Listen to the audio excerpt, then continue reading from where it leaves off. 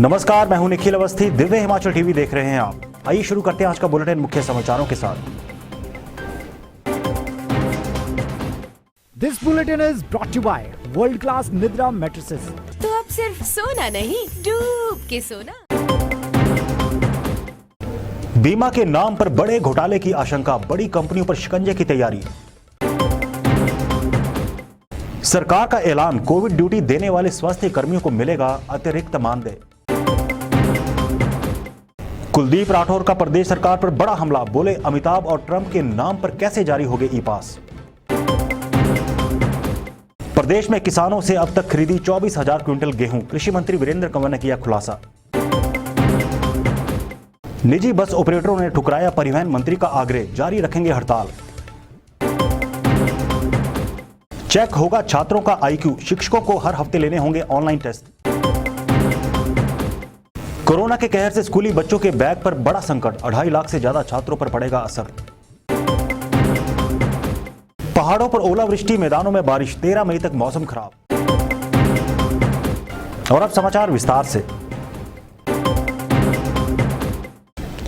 फसल बीमा के नाम पर अगर कोई घोटाला हुआ है तो वह शीघ्र ही जनता के सामने आएगा। ऐसी गड़बड़ी की आशंका को इसलिए भी बल मिलता है क्योंकि कुछ कंपनियों ने हजारों रुपए का बीमा करने के बाद प्रभावित किसानों को मुआवजे के नाम पर कुछ पैसे का ही भुगतान किया। ये बहुत ही हास्यास्पद है कि जिस किसान को लाखों का नुकसान हुआ हो उसे 75 पैसे का भुगतान किया गया। जब सरकार के ध्यान में ये बात आई है तो तमाम एजेंसियों की भी नींद खुली है। प्रदेश में किसानों व बागवानों की फसलों का बीमा करने वाली कंपनियों पर कार्रवाई की तैयारी चल रही है। हाल ही में जो बैठक इन कंपनियों के साथ की गई है उसमें इन्हें चेतावनी दी गई है, जिनके गड़बड़ छाले को लेकर सरकार कार्रवाई की तैयारी में है। इस पर अधिकारियों से रिपोर्ट मांगी गई है, जिसे अगली कैबिनेट की बैठक में रखा जाएगा, क्योंकि उसमें फसलों को हुए नुकसान पर चर्चा होनी है। जानकारी के अनुसार तीनों कंपनियों के अधिकारियों से चर्चा की गई है, जिनसे आंकड़े मांगे गए हैं कि उन्होंने अब तक कितना मुआवजा दिया है, कितने किसानों व बागवानों से अब तक प्रीमियम की राशि ली गई और केंद्र व राज्य सरकार से कितना प्रीमियम आया है। इसमें पूरे गड़बड़ छाले की आशंका है, जिसे खुद बागवानी मंत्री महेंद्र सिंह ठाकुर ने भी माना है। इसकी रिपोर्ट मांगी गई है। इसी रिपोर्ट के आधार पर निर्णय लिया जाएगा कि किस तरह से बीमा कंपनियों की धोखाधड़ी को खत्म किया जाए। स्वास्थ्य विभाग से जुड़े और कोविड काल में ड्यूटी दे रहे हजारों डॉक्टरों और नर्सों के लिए राहत भरी खबर है। सरकार ने फैसला लिया है कि उन्हें 10,000 तक का बढ़ा हुआ वेतन दिया जाएगा। इसके लिए बाकायदा विभाग की ओर से अधिसूचना भी जारी कर दी गई है। देखते हैं ये रिपोर्ट। कोविड काल में दिन रात मरीजों की सेवा करने वाले स्वास्थ्य कर्मियों के लिए राहत की खबर है। 30 जून तक चिकित्सक, MBBS प्रशिक्षु नर्सों, अनुबंध लैब कर्मियों को 5 से 10,000 तक का बढ़ा हुआ वेतन मिलेगा। इस बाबत शुक्रवार को स्वास्थ्य विभाग की ओर से अधिसूचना जारी की गई है। स्वास्थ्य विभाग के एक प्रवक्ता ने बताया कि कोविड महामारी की दूसरी लहर के दौरान प्रदेश के मेडिकल कॉलेजों, अस्पतालों, समर्पित कोविड अस्पतालों में कोविड ड्यूटी देने वाले MBBS के 4थे व 5वें वर्ष के प्रशिक्षुओं, सीनियर व जूनियर रेजिडेंट डॉक्टरों, अनुबंध आधार पर तैनात चिकित्सकों, प्रशिक्षु नर्सों, अनुबंध लैब कर्मियों को दिए जाने वाले मानदेय की अधिसूचना स्वास्थ्य विभाग की ओर से जारी कर दी गई है। हिमाचल कांग्रेस प्रदेश अध्यक्ष कुलदीप सिंह राठौर एक बार फिर हमलावर हो गए हैं। शुक्रवार को शिमला से जारी बयान में उन्होंने जयराम सरकार के कर्फ्यू ई पास जारी करने की व्यवस्था को महज एक औपचारिकता बताकर इस पर सवाल उठाए हैं। हिमाचल कांग्रेस कप्तान कुलदीप राठौर ने एक बार फिर प्रदेश सरकार पर जोरदार निशाना साधा। उन्होंने कहा कि बाहरी प्रदेशों से हिमाचल आने के लिए लोगों को बिना किसी जांच पड़ताल के ई पास जारी करना प्रशासन और सरकार की लापरवाही का जीता जागता नमूना है। कुलदीप राठौर ने कहा कि अमिताभ बच्चन और अमेरिका के पूर्व राष्ट्रपति डोनाल्ड ट्रंप जैसे बड़े नामों को भी बिना वेरीफाई किए कर्फ्यू ई पास जारी करना बताता है कि कोरोना के इस महासंकट के बीच कोई भी ध्यान नहीं दे रहा है। इससे सरकार के ई पास सिस्टम की खामियां सरेआम सभी के सामने आ गई हैं। उन्होंने कहा कि कौन आ रहा है, कहां से आ रहा है, ट्रैवल हिस्ट्री क्या है, इस सब की अनदेखी कर बड़ी लापरवाही बरती जा रही है और इससे कोरोना का संक्रमण रुकने वाला नहीं है। कृषि मंत्री वीरेंद्र कंवर ने कहा है कि ऊना जिला के कांगड़ में 2 और टकारला में 1 और अतिरिक्त गेहूं ग्रेडिंग मशीन लगाई जाएगी। कृषि मंत्री ने खेती को लेकर और भी कई अपडेट शेयर किए हैं। कृषि मंत्री वीरेंद्र कंवर ने कहा है कि हिमाचल में अब तक किसानों से 24,338 क्विंटल गेहूं की खरीद की जा चुकी है। ये खुलासा उन्होंने ऊना जिला के कांगड़ व टकारला में गेहूं खरीद केंद्र का निरीक्षण करने के दौरान किया। कंवर ने कहा कि प्रदेश में 10 स्थानों पर गेहूं की खरीद की जा रही है ताकि किसानों को अपनी फसल बेचने के लिए बाहरी राज्यों में जाना पड़े। जिला ऊना में FCI के माध्यम से कांगड़ व टकारला में किसानों से गेहूं खरीदी जा रही है तथा इन दोनों केंद्रों पर अब तक 5043 क्विंटल गेहूं की खरीद हुई है। कंवर ने कृषि विभाग को कांगड़ में 2 अतिरिक्त ग्रेडिंग मशीन तथा टकारला में 1 अतिरिक्त मशीन लगाने के निर्देश दिए हैं। पहली बार प्रदेश के अंदर इस तरह के प्रोक्योरमेंट सेंटर्स जो हैं वो काम कर रहे हैं। इससे पहले भी 6 प्रदेश के अंदर ऐसे अनाज को कलेक्शन करने के लिए सेंटर थे, लेकिन ज्यादातर किसान पंजाब में अपनी फसल बेचता था।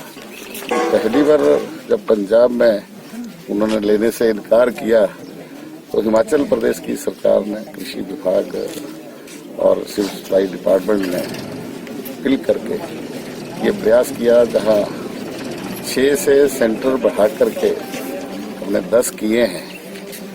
और मुख्यमंत्री जी ने कहा कि किसान का एक दाना भी जो है वो हम प्रदेश के अंदर खरीदेंगे, किसान को किसी तरह की कोई दिक्कत जो है वो नहीं आने देगी।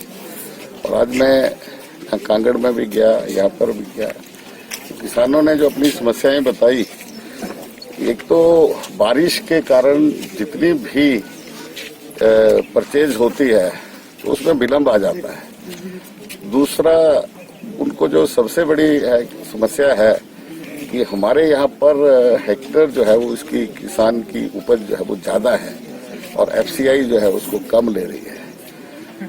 तीसरा, जो थोड़ा कोरोना के कारण जो है लॉकडाउन, जिसकी आशंका थी आज वही बात हुई। निजी बस ऑपरेटरों को मनाने में जुटी सरकार के हाथ निराशा लगी है। ऑपरेटरों ने 2 टूक मना कर दिया है कि वह हड़ताल खत्म नहीं करेंगे। निजी बस ऑपरेटर यूनियन ने परिवहन मंत्री विक्रम सिंह ठाकुर के आग्रह को ठुकरा दिया है। आइए देखते हैं ये रिपोर्ट। हिमाचल प्रदेश निजी बस ऑपरेटर यूनियन ने परिवहन मंत्री विक्रम सिंह ठाकुर के उस आग्रह को ठुकरा दिया है जिसमें परिवहन मंत्री ने निजी बस ऑपरेटरों से हड़ताल खत्म करने का आग्रह किया था। प्रदेश निजी बस ऑपरेटर यूनियन के पदाधिकारियों का कहना है कि जब तक राज्य सरकार उनकी मांगों को नहीं मानती तब तक हड़ताल जारी रहेगी।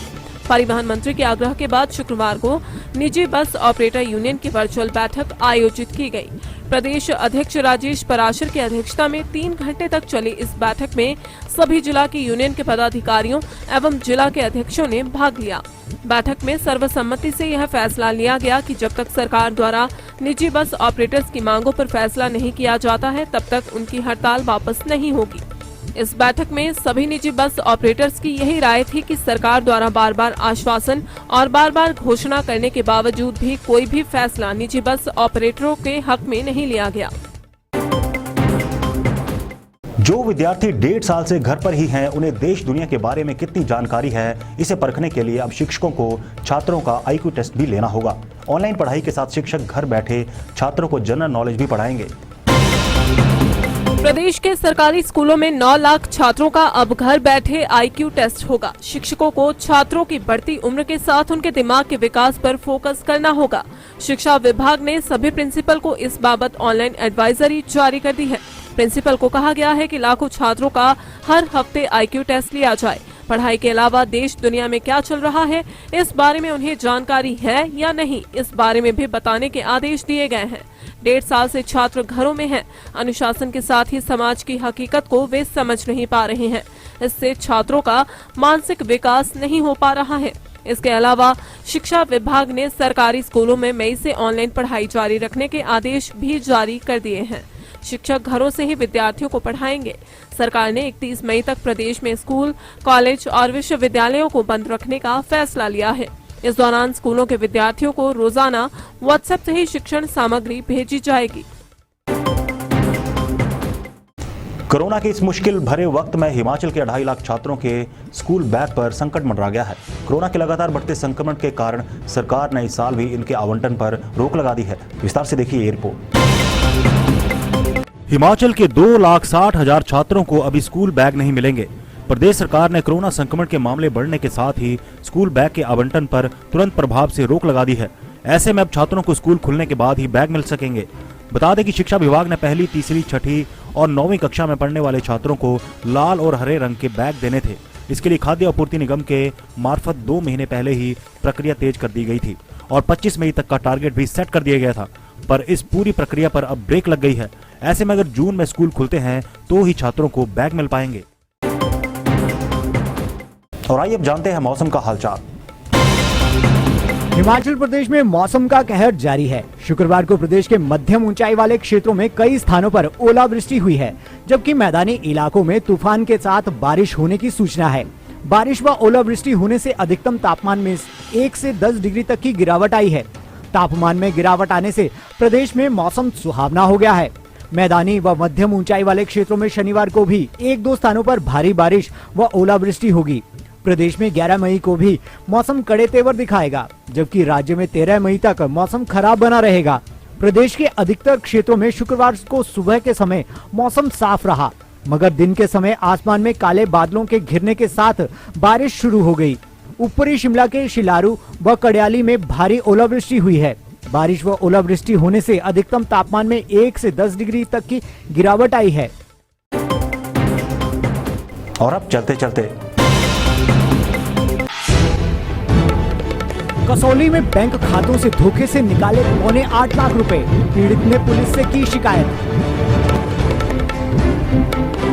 चंबा में खड्ड का जलस्तर बढ़ने से चिता समेत बह गया शव, ग्रामीणों ने भागकर बचाई जान।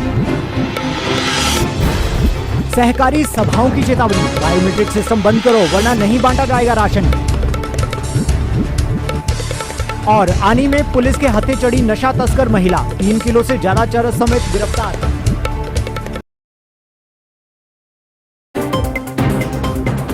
तो चलिए आज के लिए बस इतना ही। देखते रहिए दिव्य हिमाचल टीवी।